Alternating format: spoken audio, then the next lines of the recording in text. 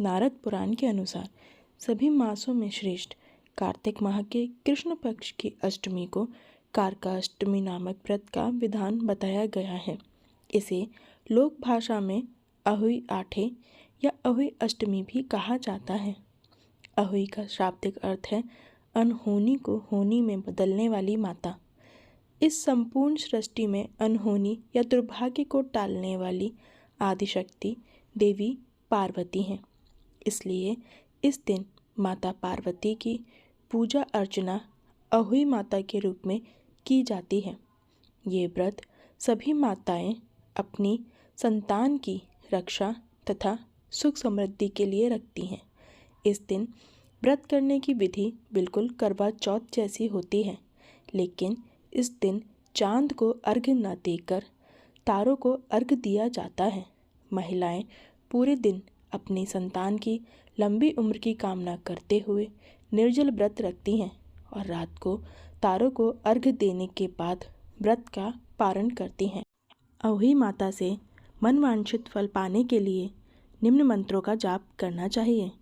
अहुई अष्टमी से 45 दिनों तक ओम पार्वती प्रिय नंदनाय नमः मंत्र का 11 माला जाप करने से संतान से संबंधित सारे कष्ट मिट जाते हैं।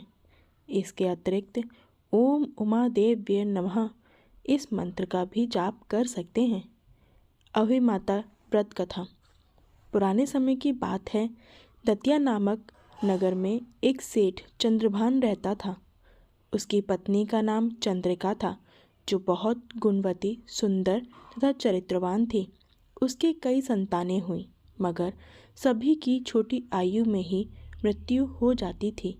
संतानों के इस तरह मरते रहने के कारण पति पत्नी बहुत दुखी थे तथा उन्हें चिंता थी कि उनकी मृत्यु के पश्चात उनका वंश कौन चलाएगा।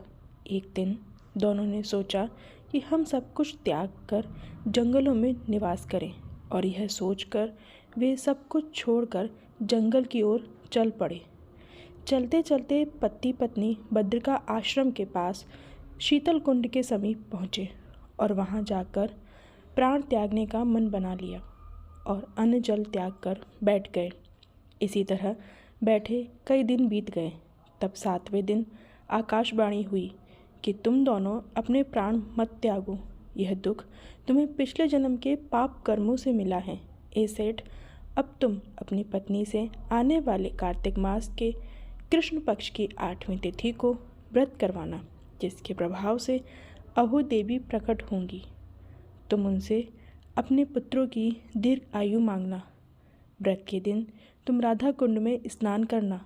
कार्तिक मास की कृष्ण पक्ष की 8वीं तिथि पर चंद्रिका ने बड़ी श्रद्धा से अहुई देवी का व्रत रखा और रात को सेठ ने राधा कुंड में स्नान किया। जब सेठ स्नान करके वापस आ रहा था तो रास्ते में अहुई देवी ने दर्शन दिए और बोली, मैं तुम दोनों पर बहुत प्रसन्न हूँ। अहुई देवी के दर्शन करके सेठ अति प्रसन्न हुआ और उसने कहा कि माँ, मेरे बच्चे छोटी आयु में ही स्वर्ग सिधार जाते हैं, इसलिए उनकी दीर्घ आयु का वर दें। अहुई देवी ने कहा कि ऐसा ही होगा और अंतर्ध्यान हो गई।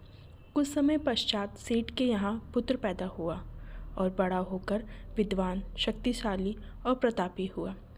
इस महिमा के कारण ही अहुई माता के व्रत का प्रभाव बना।